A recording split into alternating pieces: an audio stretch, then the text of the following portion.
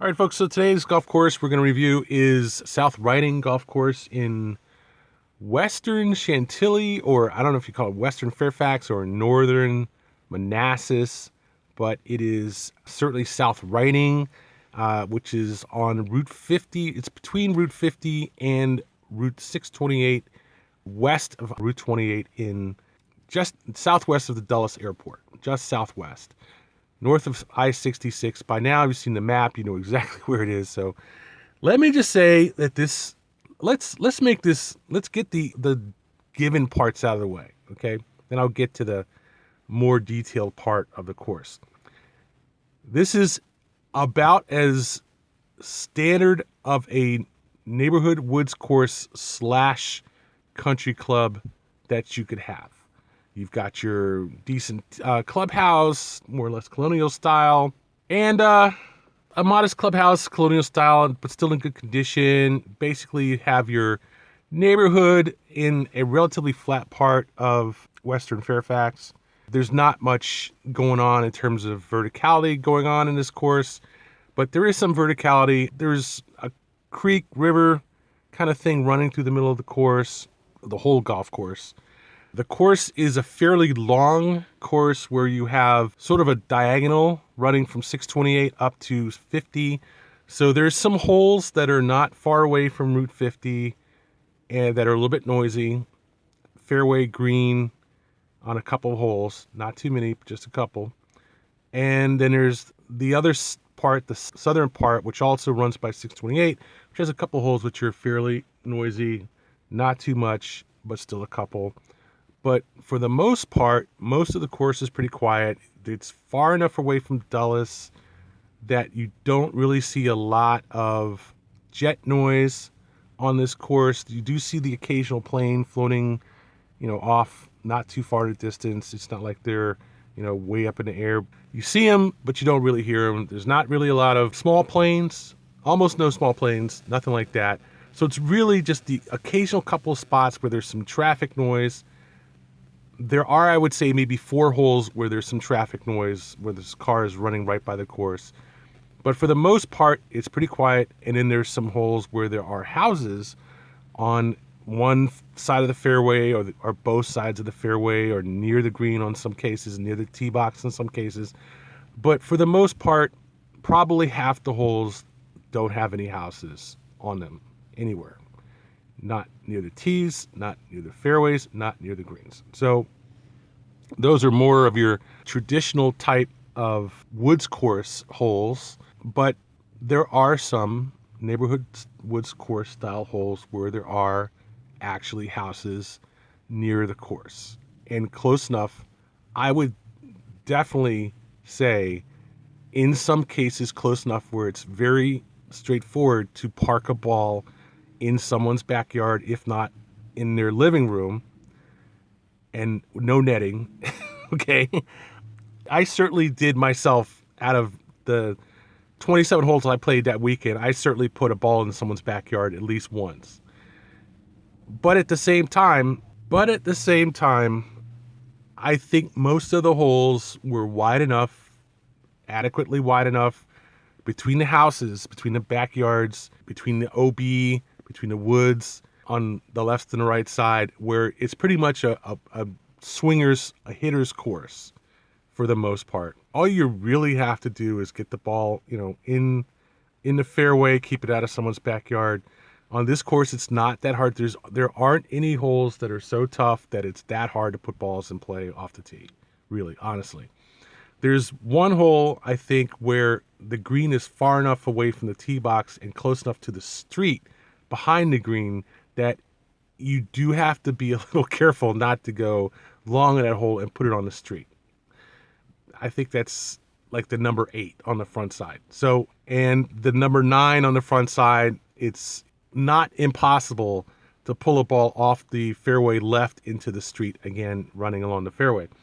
But with the exception of a few spots, not really a concern. So in the overall scheme of things, I think this is a pretty easy course to play, and yet at the same time, it's rewarding enough to enjoy playing it.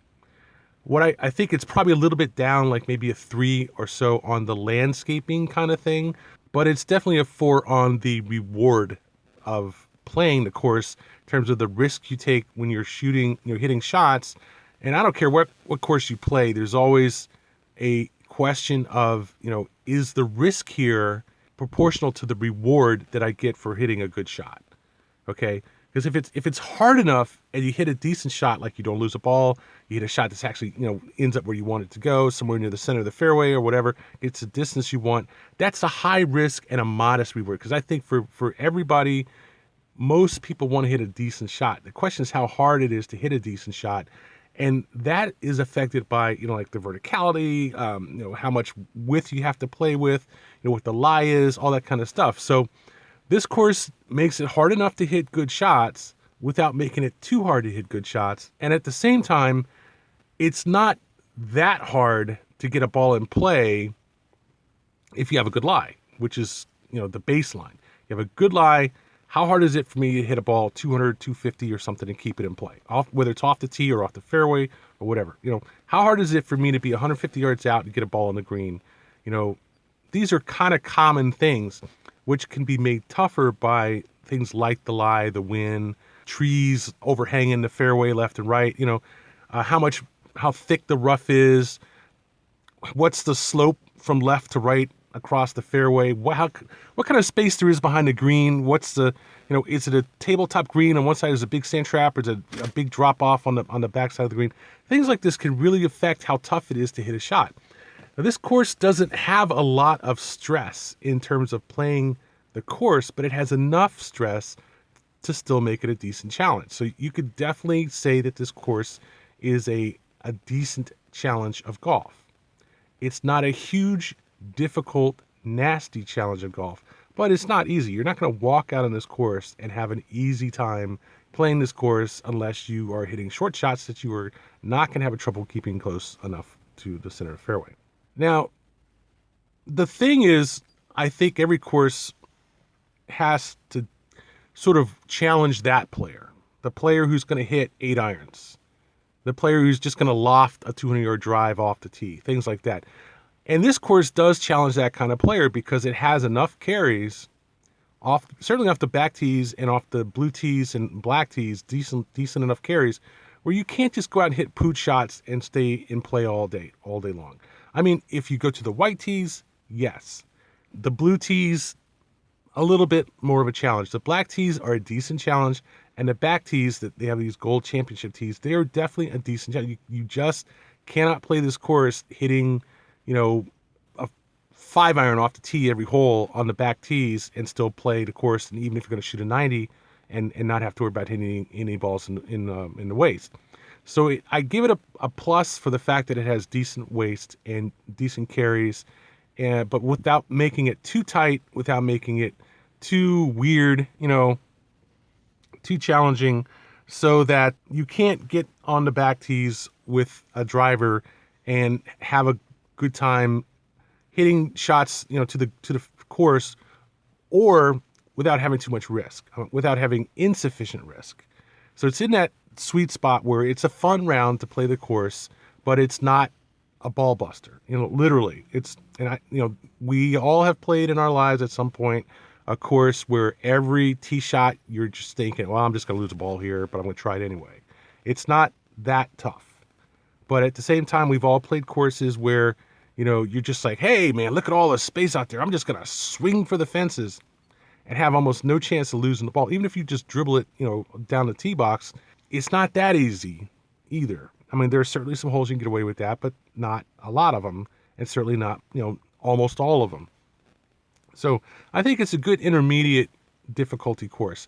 It's a slope 140 course from the back tees, and it is enough of a challenge to justify that, even without having really tight greens with a lot of verticality. It certainly has enough of a challenge to justify that ranking. Now, if I were going to say what disappoints me about the course relative to what I would like to see in even a Neighborhoods Woods course, it is that in some cases, yes, the houses do come down to the cart path right there, and there was at least one hole where the guy had grown bushes, between the cart path and the OB stakes in his backyard. The OB stakes were pretty close to his house, honestly. And in at least one case, I could think of a hole where, well, let's just go out and say it. The number 7, par 4, which is a straightaway par 4.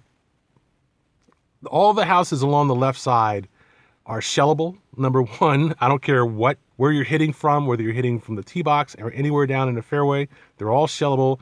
The OB stakes are all very close to the houses. I mean, surprisingly close to the houses, and there's no netting there. And at least on that hole, I think that they cut it too close. Either the hole was made too long, or the fairway was too wide and the OB stakes are moved too close to the houses. I sort of feel for the property owners in on that hole, but on most of the other holes, I don't think there's any other holes in that one where I think it's really unfair for either the golfer or the property owner. On the other holes, they all have enough space. It's not that huge of a deal. You don't really have to worry about too much. And certainly there are some holes where there are no houses at all. You don't have to worry about hitting houses at all. You just need to get the ball in play.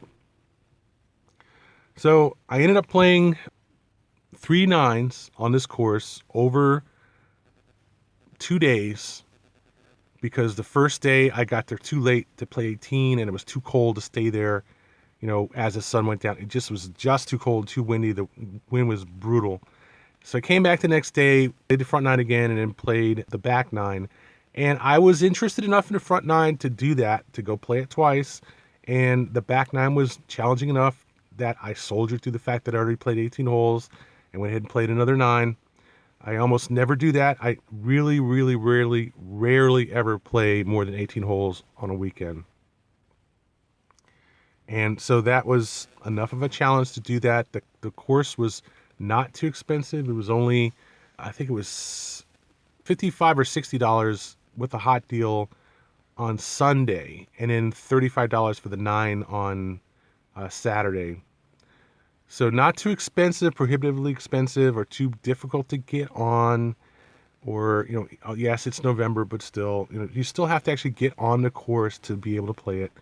And a really good course that's accessible and close enough to the city. It's always going to be a challenge to get on the course because it's right there, And so this course was a decent course. It was accessible, good public course.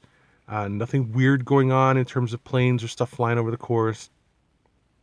And had enough water, had enough waste, had enough fairway range to play it. And just a good round. And I overall have to say that I give the course a B star.